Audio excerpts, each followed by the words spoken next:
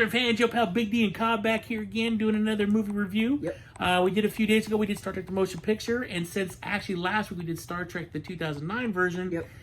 we figured today we'd also do Star Trek Into Darkness. Yep. So this was the second movie in the Chris Pine, Zachary Quinto era.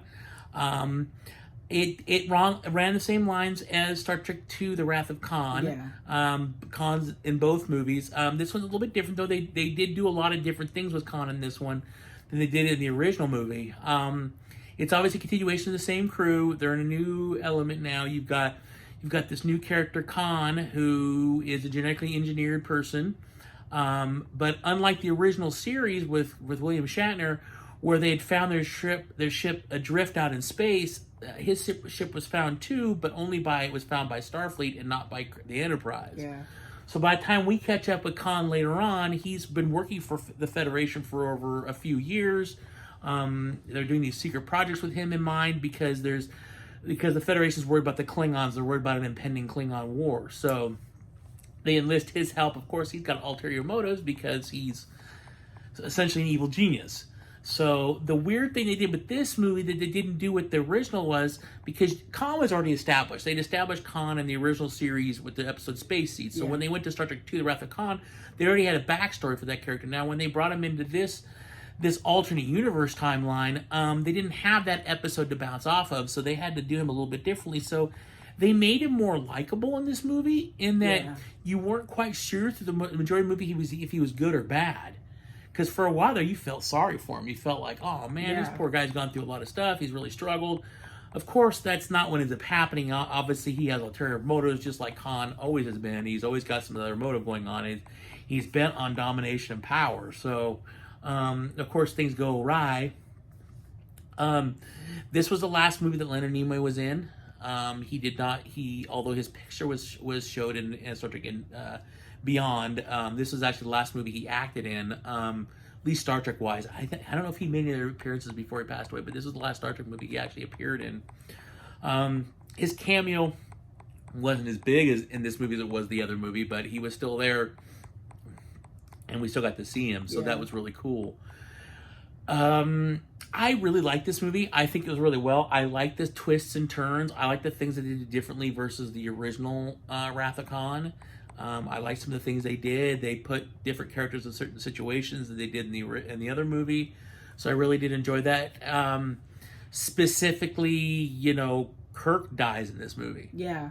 Which is weird because Spock dies in the Wrath of Khan. Mm-hmm. So, Kirk dies in this movie. So that was a big change. Obviously, the using of Khan's blood was a new added thing because that's not how they brought Spock back.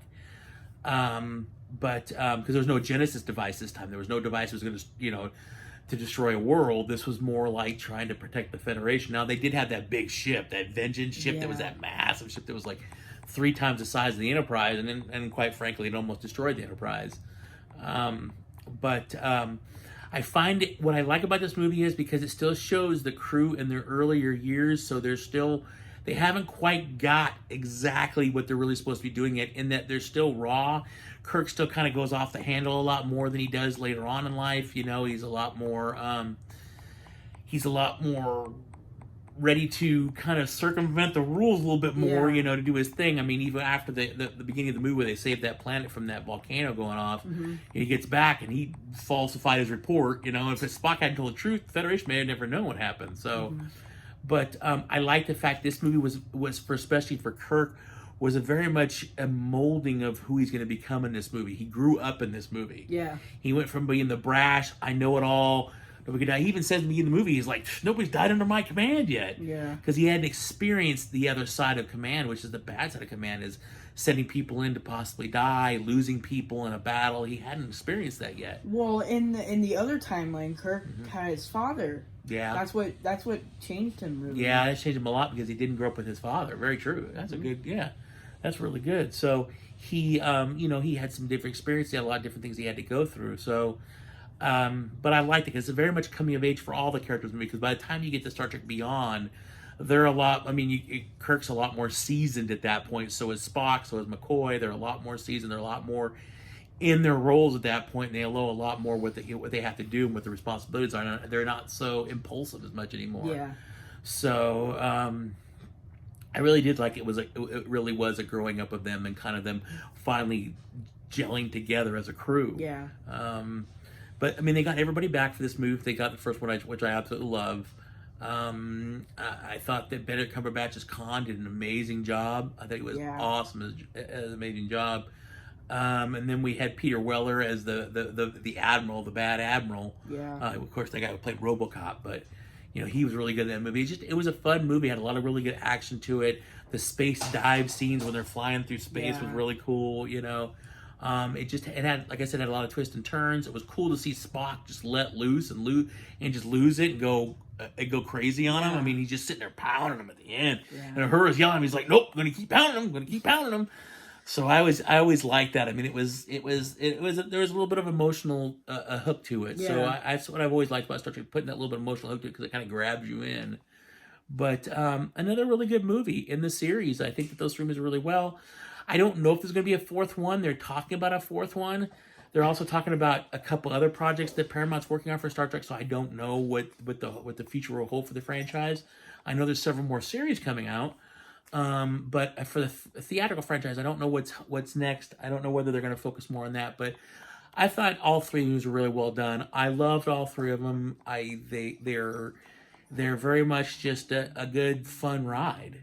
You know, that you just sit back and laugh and just have a good time with it. The scene when McCoy and Carol Marcus are on that planet, they're trying to defuse that torpedo, and he's just like, I get to go down there with her, all right. And then all of a sudden he's like, you need to beam her out of there because it's gonna blow.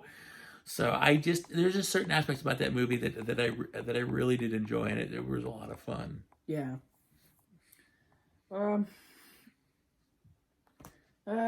What's your favorite Star Trek newer movies?